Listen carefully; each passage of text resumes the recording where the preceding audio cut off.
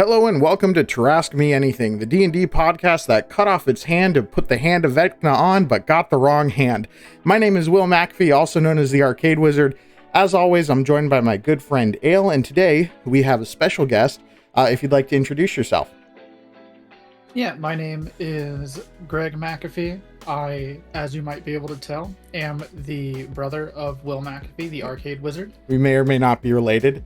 No, we definitely are. Do you want to tell them anything about what you do? Do you want to plug anything? You're welcome to do that. Plug the Twitch channel I haven't streamed on in the last year. Oh, well, yeah, maybe not that. Plug something into this wall. But yeah, so we're starting a small series here, and I think in the last episode I described it as D&D alternatives, which is kind of silly. They're just other TTRPGs. But really starting out, when my brother and I kind of got into D&D, we really started with Pathfinder. And, you know, as time went on and I really dug into 5th edition, he and his groups kind of stuck with Pathfinder. And as far as I'm concerned, he is one of the great sages on it. So we're going to kind of dig into Pathfinder a little bit, see what it's about, get some wisdom and experience, and just kind of chat a bit about that. Sound good? Sounds good to me. I don't know if you know this though, but my wisdom score's like a 6, so I don't know how much wisdom you're gonna actually get from me. Fantastic. Welcome to the podcast. So yes. A little bit before this, I did have ChatGPT generate a short blurb about Pathfinder and Paizo Publishing.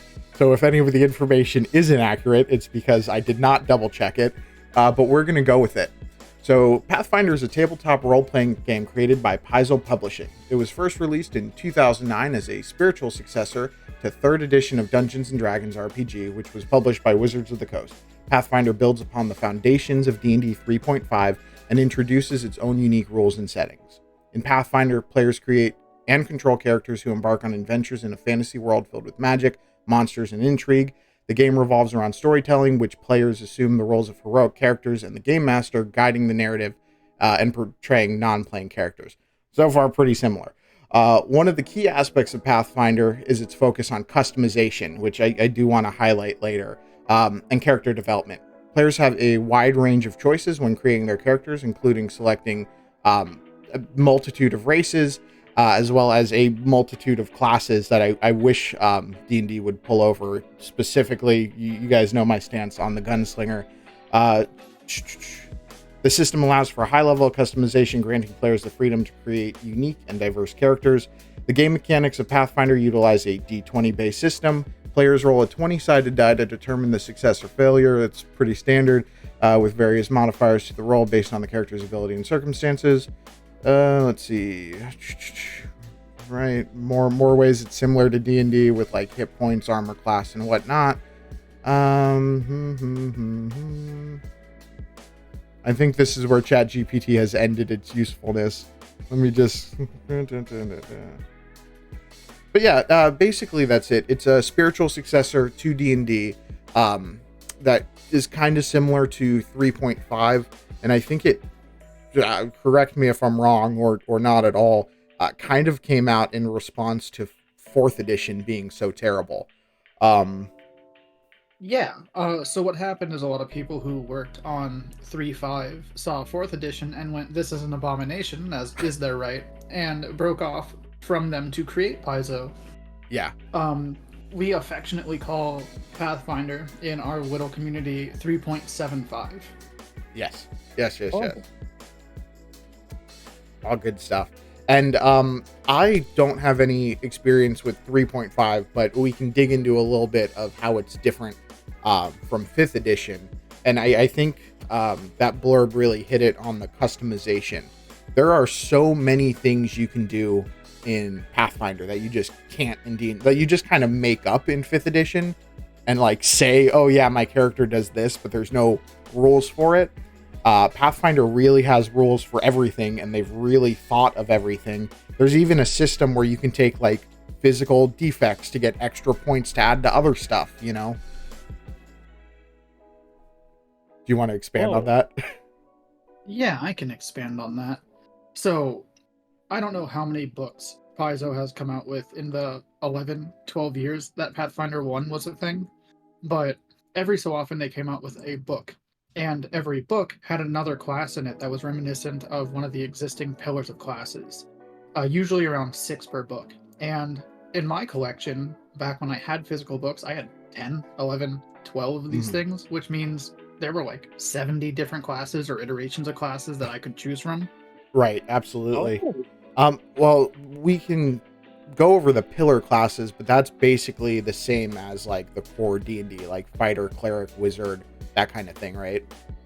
Yeah, all the staples are there in the player's handbook. Do you want to go over how subclasses might be different, or B, some like cool classes in Pathfinder that just aren't in 5th edition? I don't want to say that there's stuff that you can just be in Pathfinder that aren't in 5th edition, but there are things that you get right off the tin. Like if I wanted to be, I don't know, a swashbuckler, there is a class that is just swashbuckler and has mechanics for riposting, and you don't have to pick up additional feats and stuff for that. Right, and if I remember correctly, because it's been a long time since I played Pathfinder, there aren't really subclasses, right? The class is the class. Yeah, I think that's one of the reasons why there are so many different classes. You can't be a Oath of Conquest paladin. You are a paladin. And if you want a different flavor of paladin, you might have to pick up cleric and then pick up levels of knight or something.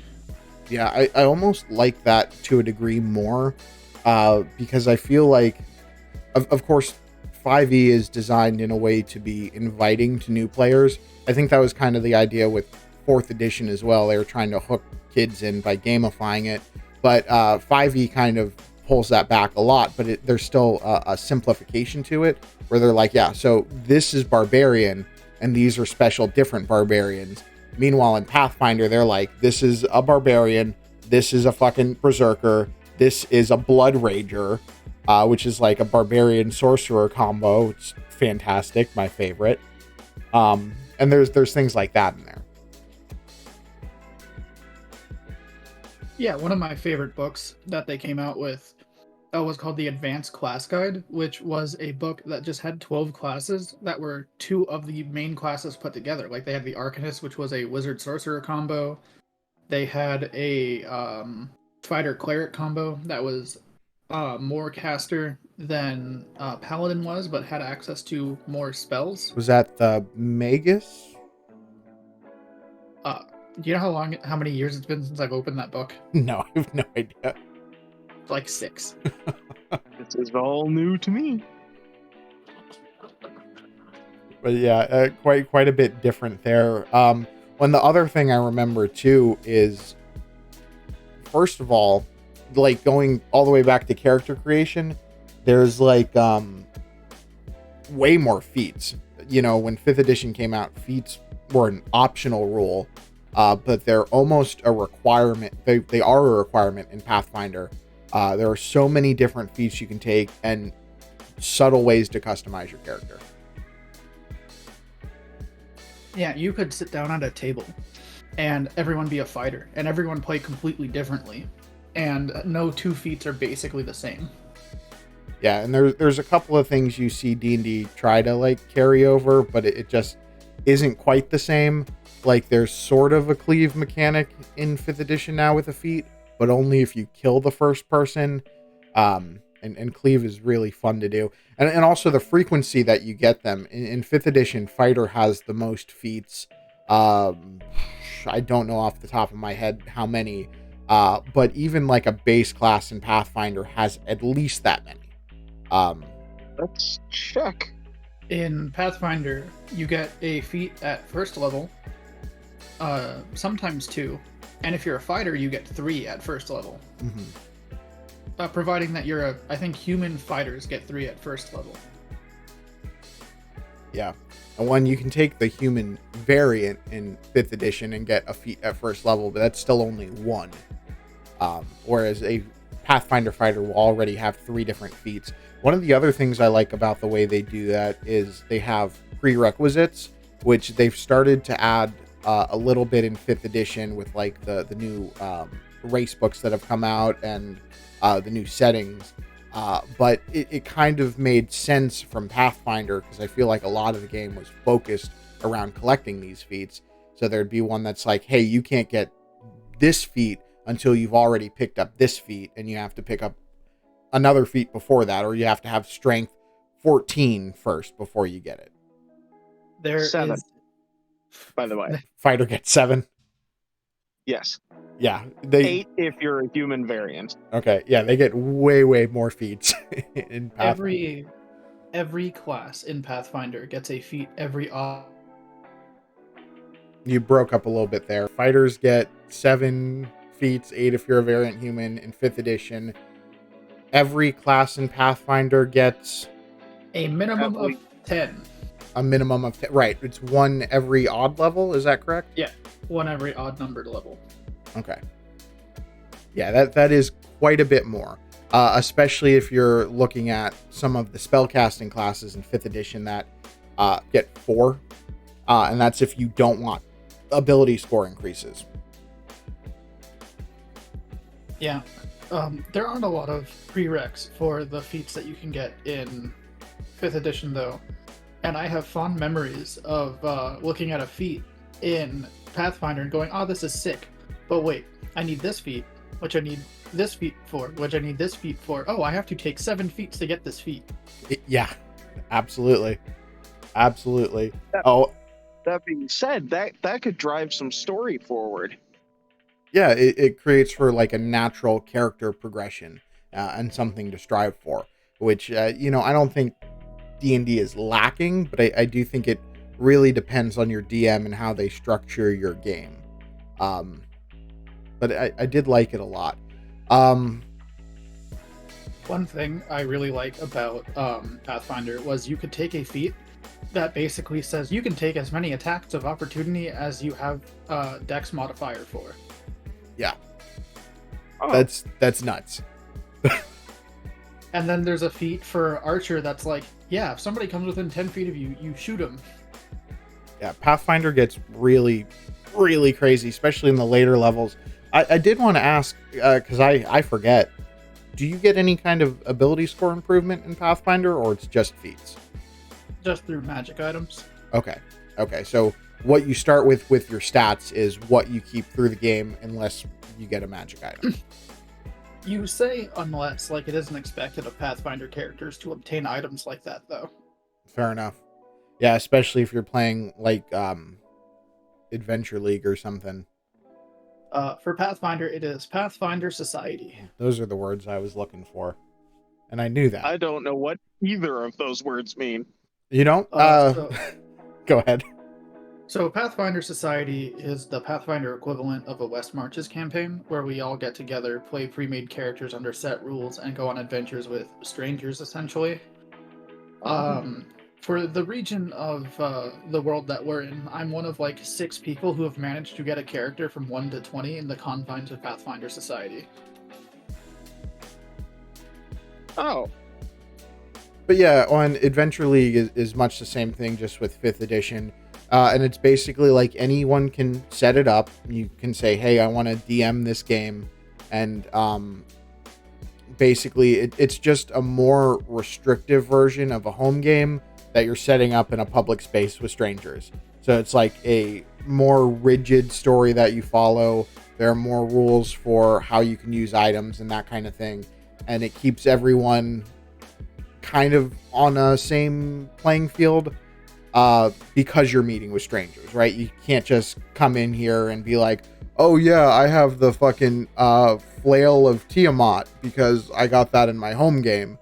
No, in Adventure League, you gotta earn that shit. And I don't know how you do. I don't play it at all. But I think in Pathfinder Society, you literally, the gold you earn in games, you spend towards items or something. Is that correct?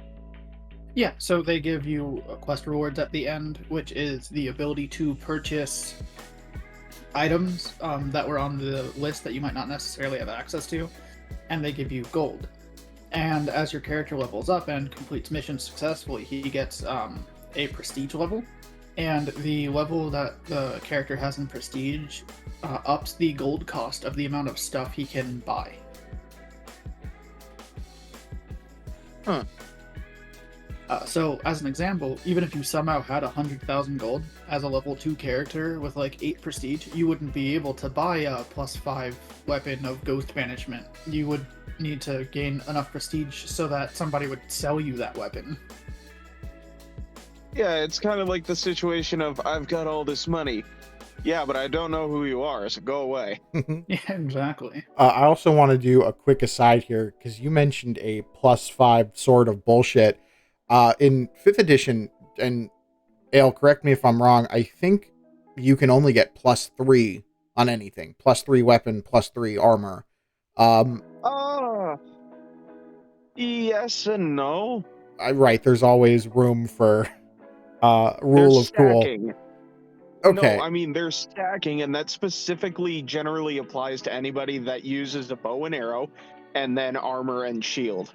No, I get that, but I mean, like, if one item, regular magic weapon, it caps at 3, right? Right, but like what I mean with bow and arrow is you can You can get +1 bow that's ammo and +3. then Then the ammo that's also +3, so you got a +6 just from shooting it. right. But in Pathfinder, those numbers can get stupid, right? I would say stupid, but not stupid in the way that you think. What? Any weapon Go ahead. can have up to a +10 enhancement bonus to it, but the maximum you can put into just plus is 5. So you can have +5 in just pluses, and then +5 in like levels of enchantment. Ghost Touch, as I might have mentioned before, is a +3 enchantment. So you could have a +5 Ghost Touch weapon, making it a total of +8. Right. Now, I'm not exactly sure what that means, but does Ghost Touch mean that it can touch ghost? Yes. Yeah, it means if it's Okay. not careful, it'll be in a court of law in the underworld. That was a bad joke. I'm sorry. That's a terrible joke. I'll cut it out. And In, basically, it turns that weapon into a monk's fist. in Pathfinder Society, ghosts take half damage from physical objects, whether or not they're magic. Okay. So Ghost Touch gets around that damage, and it also lets it be so that your physical weapon can even hurt ghosts. So, because sometimes ghosts are just like, I don't know what that is. Is it ethereal? I don't think so. It doesn't affect me.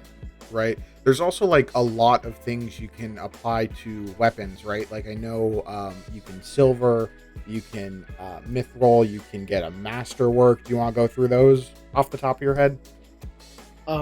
Sure. If you mean just like different metals, there's adamantine, mithril, silver. They have little alchemical patches that you can apply to weapons that give it like ghost salt so you can hurt ghosts, cold iron so you can hurt fae. Basically, if some storybook character has a metallurgic weakness, you can get like this little dipping pot, like a fondue of death, where you just dip your weapon in. Yeah. On death. Fond death, right? And what I really want to highlight is each of those things that you mentioned have game specific rules that go with it. Like in 5th edition, you don't. You have a sword and it's magic or not, and you can put any kind of flavor on it that you want, but it won't really mean anything. And your DM might set up a quest where you need a specific thing to kill this specific creature, but there's no actual rules for that. Whereas in Pathfinder, there are literally subsets of different things you can do to your weapon. Finer weapons, better made weapons, hit better than shittier off the rack weapons. Yeah. Masterwork weapons give you +1 to attack, but do not give you +1 to damage. That's another thing that's fun in Pathfinder. You get attack bonuses, but not necessarily damage bonuses. I will say that the metallurgic thing comes into play. It's like, hey, you see that werewolf over there? Yeah, it has DR 15. Oh, you can't do 15 damage? I hope you have a silver weapon. Now, to all the people out there, all of my tens of listeners who have only ever played 5th edition, do you want to describe what DR 15 means? Sure. It means if you want to hit that thing, you have to do at least 15 damage to it to do any damage. By the way, if you have an effect that key off of damage, you have to do damage before that effect applies. So if you have a damage-based poison, I hope you do 16 damage before poison. Right, and DR stands for damage resistance, whereas resistance in 5th edition just means it gets cut in half. Another example where we see them just simplifying it, and I'm totally okay with that, but it's a preference thing. You know, that's one of the things I really liked about Pathfinder when I played it, is they've thought of everything. There are circumstances for everything, and it can feel a lot crunchier. And 5th edition can kind of feel more loose, which is totally fine. That's preference. Just don't try to grapple people. The rules are never consistent. No, don't try to jump either. Are we talking about Pathfinder or 5e? 'Cause they're I both think weird. Both. Yeah, don't try to grapple or jump in any D20 system. But crunchy can be good. Crab Rangoon is crunchy. You remember that joke I made earlier? Here's my take on crunchy versus story-focused game. I like to roleplay. I bring roleplay to any game. Therefore, if someone's like, yeah, it's a roleplay-focused game, I'm like, that doesn't tell me anything. If someone's like, yeah, you can do all this stuff with the magic system and you can really crunch numbers and even stuff out and balance things, I'm like, yeah, that's what I want to hear about, because I can act as a disassociated knight. I can make 3 characters that are just secretly Batman. It's fine. I'm aware of your position, and that's why you're here for the Pathfinder episode. I don't have any experience with Pathfinder. Yeah. I wouldn't mind getting some, though. We should absolutely try that, and I think part of this series where we look at other tabletop RPGs, like you mentioned, I think it would be fun to run some one-shots, so we have a bit of personal experience.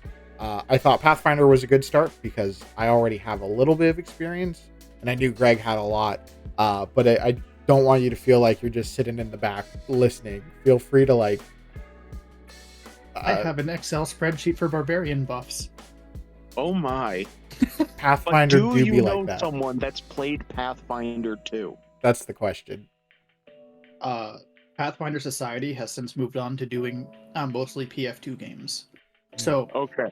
do I know someone who's played PF2? Oh, most definitely. Am I in contact with them now? No. Okay. So it's still a maybe on whether or not anyone actually plays it. They added more rules for combat, and people were like, I don't jive with that. Yeah, well, I hear Pathfinder 2 is actually really good, but at the same time, I don't know a single soul that plays it. But yeah, we might have to do a one-shot and do another episode like this on Pathfinder 2. But today's focus is Pathfinder, and it is number-heavy and kind of crunchy. And one of the other things I wanted to mention is skill points, right? So, Ale, as you may know, in 5th edition, your class and your background will kind of determine what skills you're proficient in or not. And then you have your regular stat bonus, and then you add your proficiency if you're proficient. That is not how it works in Pathfinder whatsoever. Greg, do you want to dig into this a little? Oh boy, do I. So, as your race, your class, and your intelligence modifier determines how many skill points you get. You can spec into any skill that you want in the entire game, as long as the points you put in are equal to your level. There are some skills that you simply just cannot do if you do not have at least a skill point put in, like Disable Device, I think. Oh. And you have a rogue, and there's a locked door, and they're like, I didn't put any points in Disable Device. Well, your rogue cannot pick that lock. Sorry. Yeah, you're kind of SOL. Right, and one of the things I want to highlight there is it is also based on your intelligence score, which I really like for multiple reasons. One, it makes a lot of sense. The smarter you are, the more skills you're going to be able to pick up.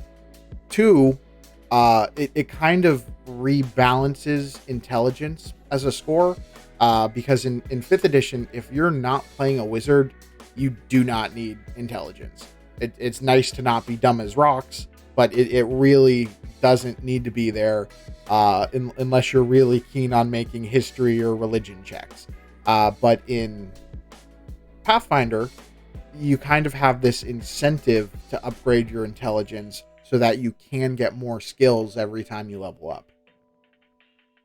And I will say, as somebody who played a fighter, which naturally only gets 4 skill points with a negative intelligence, I was like, yes, what am I putting my 1 skill point into this level? Ouch. Feels bad. Yeah, that hurts. Oh.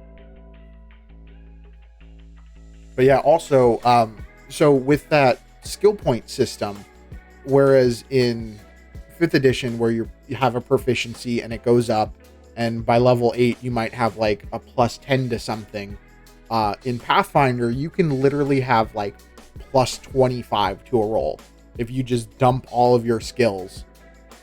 So this comes back to feats, actually. Let me tell you a story about the character I got to level 20 in Pathfinder Society. Yes, tell me about your feats. His use magic device was plus 45. Big number. You don't hit like 30 and you're like, maybe I'm just gonna leave this here because I don't think the GM's gonna set the DC higher than 30. In high tier content in Pathfinder, sometimes they're like, yeah, it's a DC 50. Oh, God. But also, if you want to activate a wand and you roll a 1, if you don't successfully activate the wand on that 1 roll, you waste 2 charges of the wand and nothing happens. And for like 4th level wands, you needed a DC 40 sometimes. Yeah, I'm still not clear about the rules for using magic device in 5th edition. I think there's 2 ways to go about it. Anyone can do it, right? Because it's not a stat. It's not, and specifically there's some language for scrolls, but I think it's in the DMG, not the player's handbook, that says you can only use the scroll if it is in the spell list for a class that you're playing. So Yes. like if you wanted to polymorph, right, you have to be a wizard, druid, or cleric to use that scroll. And I do think that gets largely ignored, and I think for wands there's no kind of language for that whatsoever. So just anyone can use a fucking wand of magic missile, unless your DM says otherwise. And I'd also like to point out in 5th edition, it doesn't point out that you have to be of a level to cast the spell if it's on a spell scroll, if it's on your spell list. No, not at all. As long as it's on the spell list, right? If you're a level 1 character, if you're a level 1 wizard, and for some reason you find a scroll for wish, you can use it. Oh, look at my backpack. It's full of scrolls of Finger of Death. Weren't you You the just have a apprentice bag last full of week? fingers? Yeah, don't you? No, but I do want to have a bag of almonds that look like teeth. Oh God, why? Getting back on track though, tying the skill points back into feats. There's a feat in Pathfinder that just says, add 3 to your skill points to any one skill that you have. Also, if you put more than 10 ranks into it, add an additional 7. Yeah, and that's similar. Go ahead. And by level 11, I had so many feats that I was just kind of done getting feats. So I just took skill focus in use magic device twice. Right. And you can definitely do similar things in D&D, obviously, because it's a different system. Because they do have skill expertise where you can double your proficiency, and it's more balanced for it. Like in late level 5th edition, you are not, the worst check is going to be DC 30, right? So you don't need a plus 45, but it makes sense in the context that it's in, but you're adding outrageous numbers to your roll, which I kind of love, honestly. I love making a roll and then I add 45 to this. I in Pathfinder Society, when I got a new GM at a high level table, I'm like, I want to use this magic device, and they're like, roll for it, and I go, do I have to? And they're like, you can roll a 1, and I go, is the DC higher than 45? No, well, I succeed. He looks at your character sheet in absolute horror.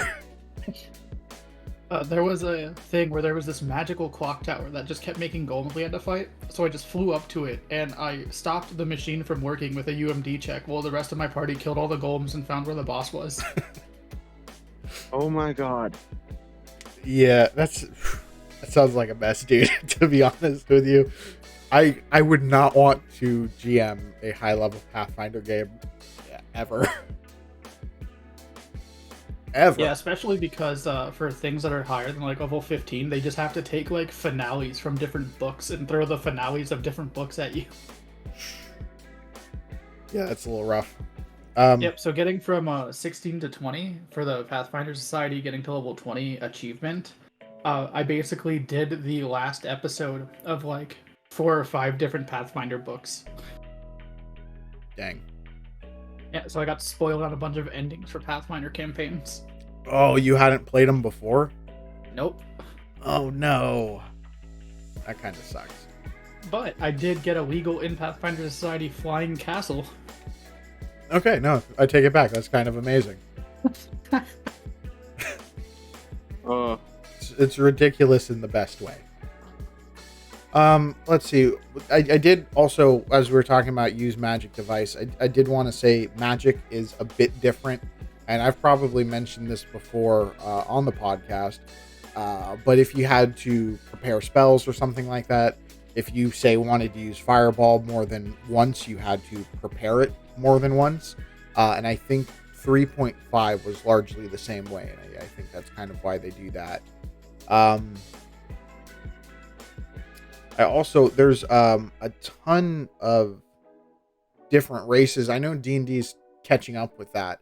I feel like every new book they add 100 different races that you can play. But I remember creating a Pathfinder character, and you have a spreadsheet where you go on Hero Lab or something, and it's all about min-maxing, because that's the entire game of Pathfinder, in my opinion. And you're like, okay, so I'm going to be a monk, and monks, Let me interrupt you. It's not all min-maxing. You've been tainted by me. Okay, fair enough. But for monks, you need wisdom for all your monk shit, dexterity, and strength, I think. Yeah, dexterity. They're monks have always been mad. Monks really suck in Pathfinder. But yeah, I found like this, I think it was called an Oread, which is basically just an Earth Ganassi, but it's some kind of like living rock person, and it checked all the boxes. I'm like, I have no idea what the fuck this is, but this is the race I'm gonna be. It's essentially an Earth Ganassi. Yeah, essentially. But don't they also have Ganassi? I mean, they have things like Ifrits and Undines and Sylphs, which I think are closer in spirit to Ganassi, but they don't have anything that's called Ganassi to my knowledge. Gotcha. But yeah, it's kind of nuts. Is there anything else you wanted to cover, Pathfinder related, or maybe like some differences between Pathfinder 5th edition? Maybe like I don't know, what a general, anything else? 5e has variant races. Like you can be a stout halfling or a whatever the other halfling is called. They don't have that in Pathfinder, which I find pretty cool. I think they have also almost entirely thrown that out. I think that's a very Faerun kind of thing, right? So in the Forgotten Realms, they're like, hey, if you're playing within our settings, these are the things. But in the multiple books, I feel like they've kind of separated that a little bit so that everything's a bit more clear. But yeah, instead of thinking of it as like race X with subset A and B, what am I trying to say? You can think of Wood Elf and High Elf as different races. Basically, they share some things, but they're basically their own separate thing. Okay, so they're their own separate thing. So it's very similar to when you go online for Pathfinder and you look at Elf and you're like, yeah, this is Dream Elf, this is Wood Elf, this is Elf, this is Half Elf, this is Space Elf. It's gotten to the point where it's like that. Got Space Elves. Right, because we have Space Elves now, and then we have Four Seasons Elf, and then we have Dark Elf, and then we have Darker Elf, which is the Shadowfell one. And there's actually 2 of those. Yeah. And don't forget, we've got gnomes. We've got deep gnomes. We have friggin' robot gnomes. Yeah, there are robot gnomes now. My favorite part about Pathfinder isn't any of that, actually. It's that we have spaceships that have crashed into the planet, and for 12 years they ignored that there was a race that originally piloted these ships, and they still don't have a race. Excuse me? Yeah, Pathfinder Society is full of, like, spaceships that crashed into Galarian. Were they trying to, like, transition into Starfinder, or... This was way before Starfinder was the thing. Like, these first campaigns were, like, 8 years before Starfinder came out. And they've just never, like, expanded on that at all. Not to my knowledge, and I've done a lot of looking into Pathfinder stuff. There's a secret Area 51 in Pathfinder Society that you can break into, and there's just a bunch of, like, G-men in suits with laser guns. Yeah, you know. But, you know, on the spaceships, you fight things like animated armor, and there's a whole museum full of this stuff in Pathfinder Society run by the Black Roses.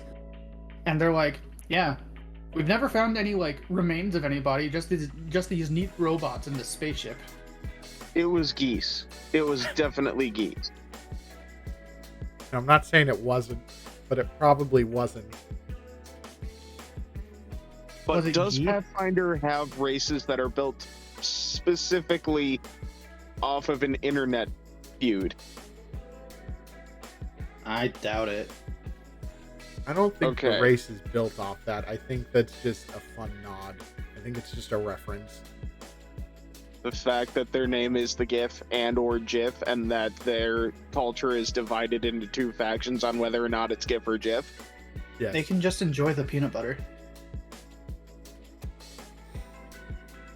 They're space hippos. I don't know if they can have peanut butter.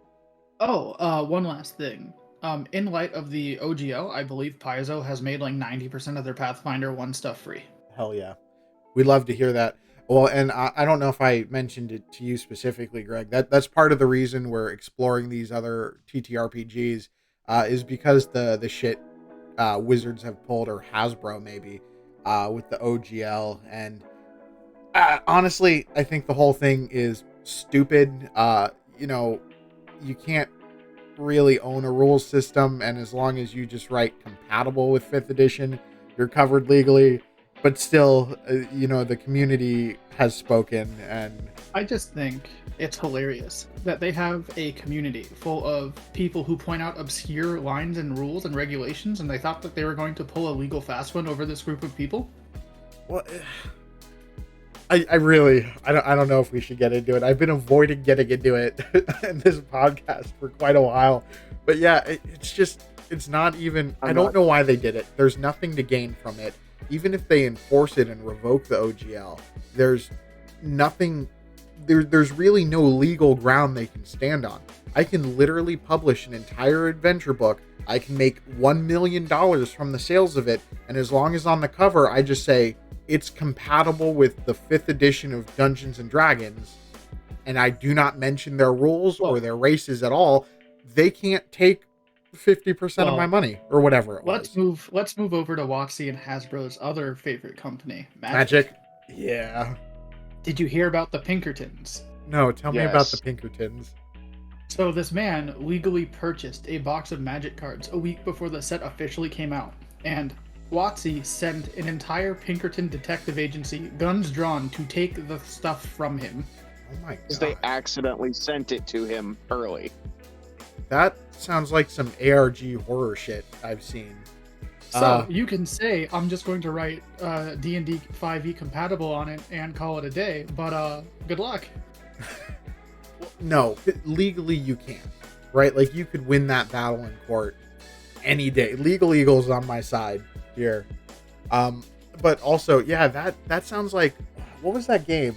Inscribe or something, right? Where you're like trapped in this video game, card game thing, and there's that like, sounds like Inscription. Yeah, they just come to this dude's house and fucking murder him for playing a card game. That's some Yu-Gi-Oh level shit right there. It is. I'll send you to the Shadow Realm. I have done. Yeah, anyone here listening Shadow to a Realm. podcast that I'm hasn't... sending you to Tampa, Florida. That's the Shadow Realm. Anyway, anyone here on the podcast who hasn't seen Season 0 of Yu-Gi-Oh, watch Season 0 of Yu-Gi-Oh. Yeah, it's all about gambling and murder. Yugi literally lights somebody on fucking fire. What the heck? Oh shit! I think maybe we're getting a little too far from Pathfinder here. Nope. So That's it. That's my argument. I'm done. yeah, let's try to bring it back. So yeah, if you haven't tried it yet, if your only experience is 5th edition, maybe give Pathfinder a try, especially if you're really into creating a very custom character. If you're down with big crunchy numbers and spreadsheets for making. No, I'm not selling this well. Do you maybe want to do a pitch?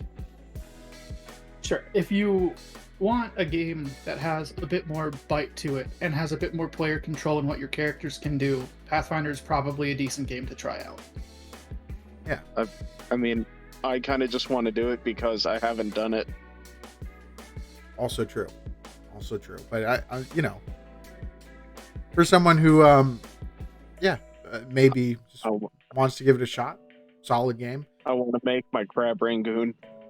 Okay. All right, man. Anyway, I think that pretty much sums it up. So yeah, Greg, thank you for joining us. We'll see you in the next one. Yeah, thank you so much for having me. Take care.